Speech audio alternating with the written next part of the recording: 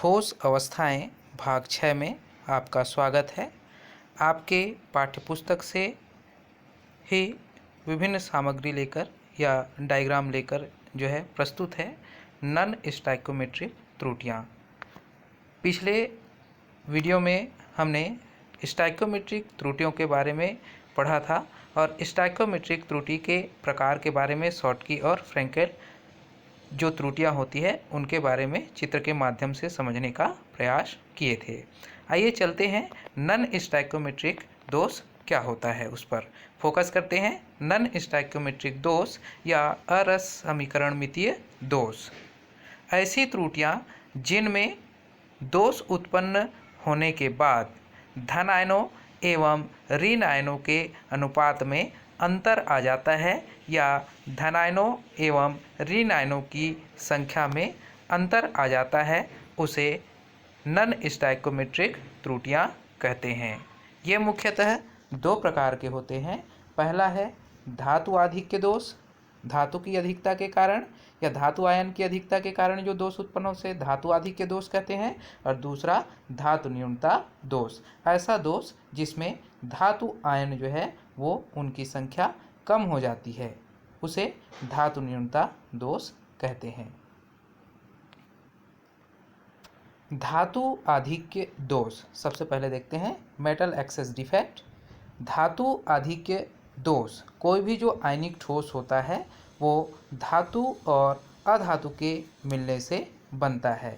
जब आयनिक ठोस के क्रिस्टल जालक में धातु आयन की संख्या अधिक हो जाती है तो उसे धातु आधिक्य दोष कहा जाता है। ये मुख्यतः दो कारणों से उत्पन्न होता है। पहला है ऋण आयनिक रिक्तिका के कारण, यदि कोई ऋण आयन जो है क्रिस्टल जालक छोड़कर बाहर चला जाता है तब। और दूसरा अतिरिक्त धन आयन, मतलब कोई अतिरिक्त धन आयन जो है बाहर से क्रिस्टल जालक में प्रवेश कर जाए तब। दोनों को चित्र के माध्यम से समझने का प्रयास करते हैं। ऋण आयनिक रिक्तिका के कारण धातु आधिक्य दोष कैसे होता है उसको देखें। जैसे सोडियम क्लोराइड है, ये महत्वपूर्ण है बहुत ही, इसको चित्र के माध्यम से समझें। इस प्रकार की त्रुटि में ऋण आयनिक रिक्तिकाओं के कारण यहाँ पर क्या हुआ, पूरा जो क्रिस्टल है धनायन और ऋण आयन से मिलकर बना हुआ है।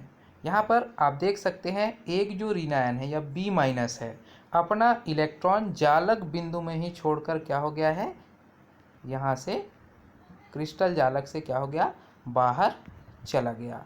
लेकिन अपना इलेक्ट्रॉन जो है वो जालक बिंदु में ही छोड़कर चला गया है। तो वो जो इलेक्ट्रॉन जहाँ पर ऋण आयनिक जो परमाणु होता है अपना इलेक्ट्रॉन छोड़ देता है उस केंद्र को कहा जाता है एफ केंद्रक।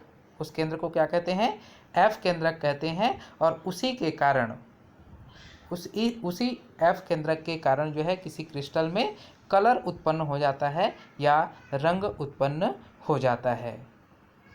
ठीक है, एक बार और समझने का प्रयास करते हैं इस स्लाइड के माध्यम से। जब किसी क्रिस्टल जालक में कोई ऋण आयनिक आयन अपना इलेक्ट्रॉन जालक बिंदु में ही छोड़कर चला जाता है, कोई ऋण आयन अपना इलेक्ट्रॉन जालक बिंदु में ही छोड़कर चला जाता है और उसका इलेक्ट्रॉन जालक बिंदु में ही रह जाता है, इस प्रकार उत्पन्न दोष को ऋण आयनिक रिक्तिका के कारण धातु आधिक्य दोष कहते हैं। क्योंकि A+ की संख्या या धातु आयन की संख्या क्या हो गई, यहाँ पर अधिक हो गई।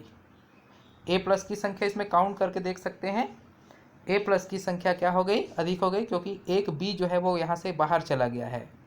ठीक है, अब ये जो इलेक्ट्रॉन यहाँ पर बंधा हुआ है जालक बिंदु पर, उसके कारण उस सेंटर को कहा जाता है एफ सेंटर या एफ केंद्रक, जिसके कारण किसी क्रिस्टल में रंग उत्पन्न हो जाता है। जैसे नमक या NaCl को कुछ दिन तक रखने पर या बहुत दिन तक रखने पर उसमें हल्का पीलापन आ जाता है। तो वो जो पीला कलर है इसी F सेंटर के कारण आता है या F केंद्रक के कारण आता है। तो ये ऋणायनिक रिक्तिकाओं के कारण जो है धातु आधिक्य दोष है। अगला है अतिरिक्त धनायन के कारण। यहाँ पर मैटर नहीं दिया गया है, खाली डायग्राम से बताया जा रहा है। तो यहाँ पर जो है अतिरिक्त धनायन व अतिरिक्त इलेक्ट्रॉन के कारण या अतिरिक्त धनायन के कारण किस प्रकार उत्पन्न हुआ, मैं परिभाषा बताता हूँ।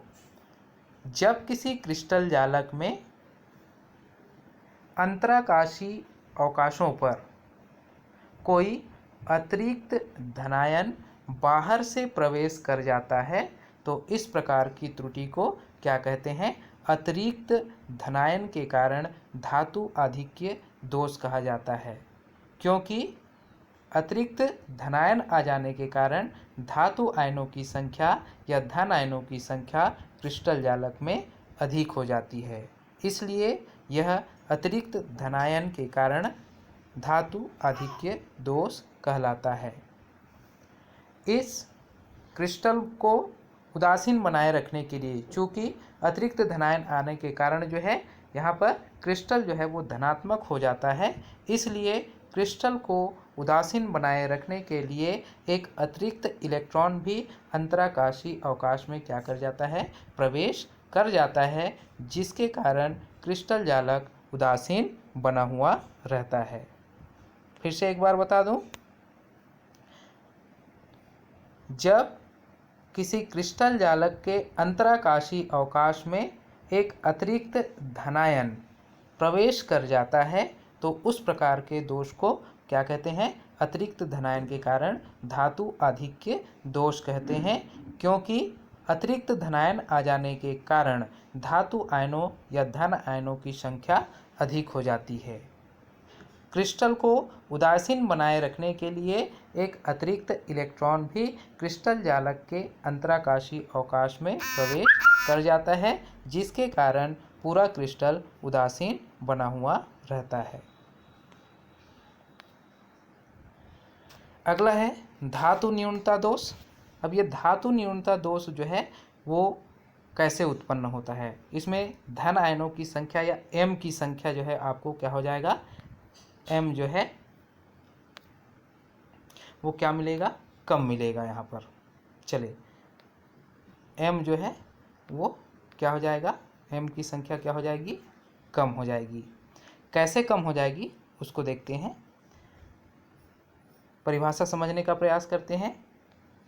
जब किसी क्रिस्टल जालक से एक धन आयन बाहर चला जाता है, किसी क्रिस्टल जालक के जालक बिंदु से एक धनायन बाहर चला जाता है तो उसके कारण जो उत्पन्न दोष है उसे धनायनिक रिक्ति के कारण धातु निम्नी दोष कहा जाता है। क्योंकि एक धनायन क्रिस्टल जालक के बाहर चले जाने से धातु आयनों या धन आयनों की संख्या क्या हो जाती है, कम हो जाती है। जैसे M की संख्या यहाँ पर कम हो गई। लेकिन क्रिस्टल जालक को उदासीन बनाए रखने के लिए एक जो धनायन होता है वो एक अतिरिक्त संयोजकता प्रदर्शित करता है। जैसे यहाँ पर M जो है यहाँ पर 2+ है। कई जो धातु होते हैं वो परिवर्ती संयोजकता प्रदर्शित करते हैं। तो यहाँ पर देखिए M में एक पॉजिटिव चार्ज है, लेकिन उस रिक्ति के कारण जो एक ऋण आयन अधिक हो गया था उसको बैलेंस करने के लिए या क्रिस्टल जालक को उदासीन बनाए रखने के लिए एक M जो होता है परिवर्ती संयोजकता प्रदर्शित करता है और एक अतिरिक्त क्या करता है, संयोजकता प्रदर्शित करता है। इस प्रकार के दोष हैं उसे धातु न्यूनता दोष कहते हैं।